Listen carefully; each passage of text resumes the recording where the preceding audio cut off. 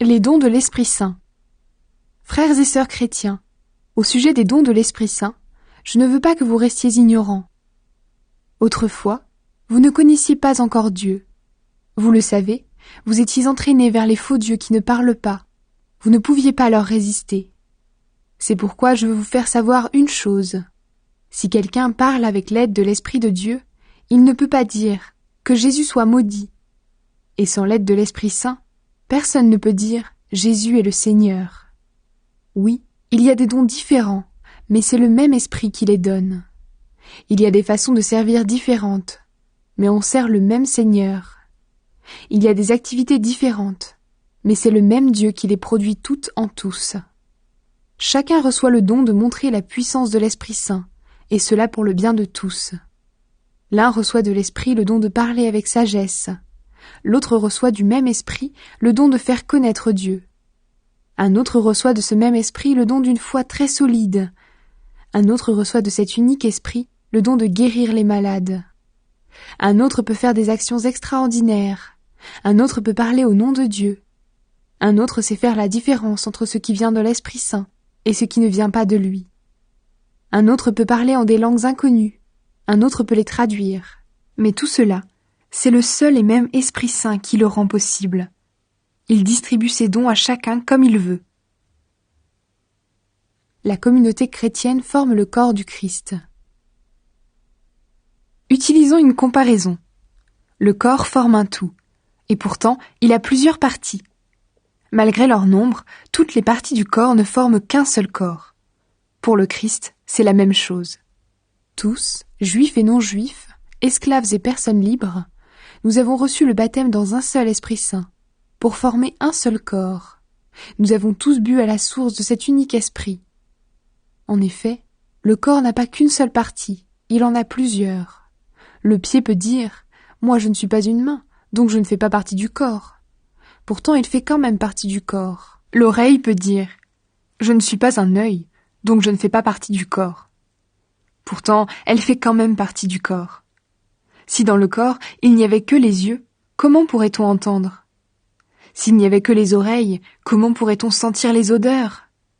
Mais Dieu a placé chaque partie dans le corps comme il l'a voulu. Si l'ensemble se compose d'une seule partie, il n'y a pas de corps. Il y a donc plusieurs parties, mais un seul corps. L'œil ne peut pas dire à la main « Je n'ai pas besoin de toi ». Et la tête ne peut pas dire aux pieds « Je n'ai pas besoin de vous ». Au contraire, même les parties du corps qui semblent les plus faibles sont nécessaires. Et les parties que nous jugeons les moins respectables, nous les respectons davantage. Celles qu'on ne doit pas voir, nous nous en occupons avec plus de soin. Les parties de notre corps qu'on peut voir n'ont pas besoin de tous ces soins. Mais Dieu a fait le corps en donnant plus d'honneur aux parties les moins respectables. Alors il n'y a pas de division dans le corps. Au contraire, toutes ces parties prennent soin les unes des autres. Si une partie du corps souffre, toutes les autres parties souffrent avec elle. Si une partie est à l'honneur, toutes les autres partagent sa joie. Vous, vous êtes le corps du Christ, et chacun de vous est une partie de ce corps. Dans l'Église, Dieu a placé au premier rang les apôtres, au deuxième rang les prophètes, au troisième rang ceux qui enseignent. Ensuite, il y a ceux qui font des actions extraordinaires, puis ceux qui ont le don de guérir. Il y a ceux qui aident les autres et ceux qui dirigent. Enfin, il y a ceux qui ont le don de parler en langues inconnues. Tous ne sont pas apôtres, tous ne sont pas prophètes, tous n'enseignent pas, tous ne font pas des actions extraordinaires. Tous n'ont pas le don de guérir, tous ne parlent pas en langue inconnue et tous ne les traduisent pas. Cherchez donc à avoir les dons les plus grands. Mais maintenant, je vais vous montrer un chemin meilleur que les autres. L'amour est au-dessus de tout. Je peux parler les langues des hommes et les langues des anges. Mais si je n'aime pas les autres, je suis seulement une cloche qui sonne, une cymbale bruyante.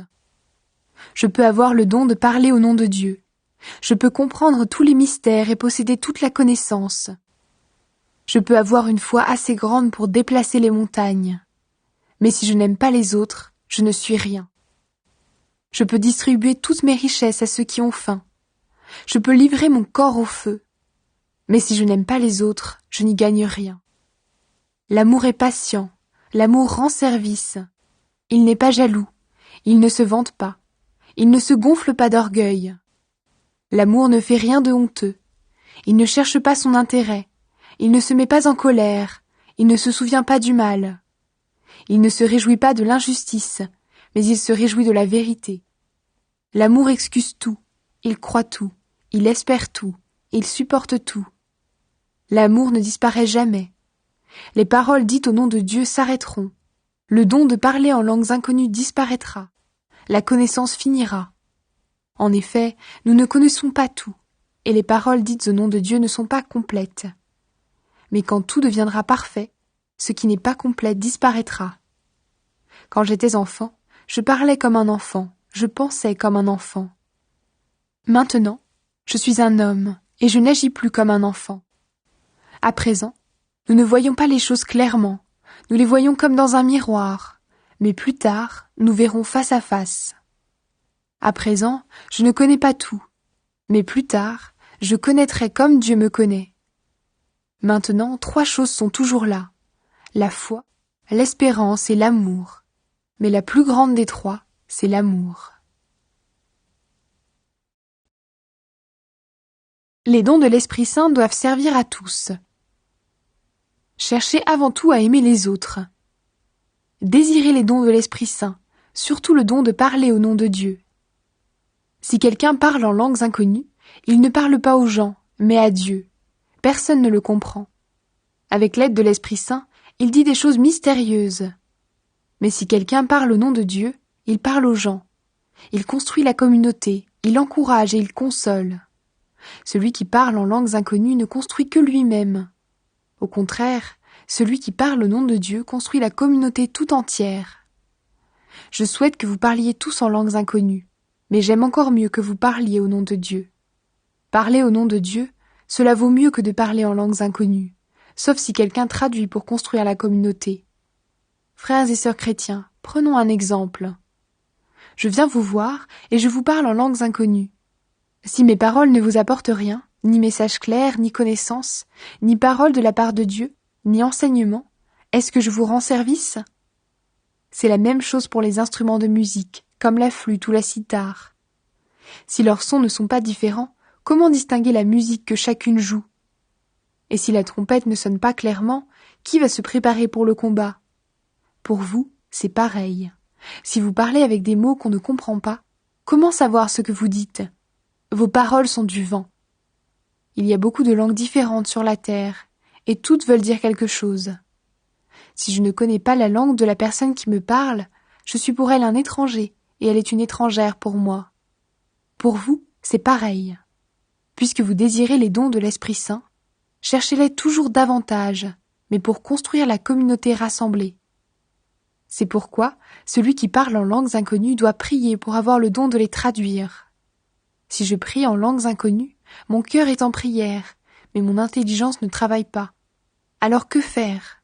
Je prierai avec mon cœur, mais je prierai aussi avec mon intelligence. Je chanterai avec mon cœur, mais je chanterai aussi avec mon intelligence. Si tu remercies Dieu seulement avec ton cœur, le croyant qui n'y connaît rien ne sait pas ce que tu dis. Alors comment pourra-t-il répondre Amen à ta prière de remerciement? Cette prière est sans doute très belle, mais elle n'aide pas les autres à faire des progrès. Grâce à Dieu, je parle en langues inconnues plus que vous tous. Mais dans l'assemblée des chrétiens, j'aime mieux dire 5 paroles claires que 10 000 mots inconnus. De cette façon, j'apprends aussi quelque chose aux autres. Frères et sœurs, quand vous réfléchissez, ne soyez pas des enfants. Pour faire le mal, oui, soyez des bébés, mais pour réfléchir, soyez des adultes. Dans les livres saints, le Seigneur dit « Je parlerai au peuple d'Israël, par des gens qui parlent une langue étrangère, par la bouche d'étrangers, et pourtant, ils ne m'écouteront pas. » Donc quand quelqu'un parle en langues inconnues, c'est un signe pour ceux qui ne croient pas, mais cela ne sert à rien pour ceux qui croient. Quand on parle au nom de Dieu, c'est un signe pour ceux qui croient, mais cela ne sert à rien pour ceux qui ne croient pas.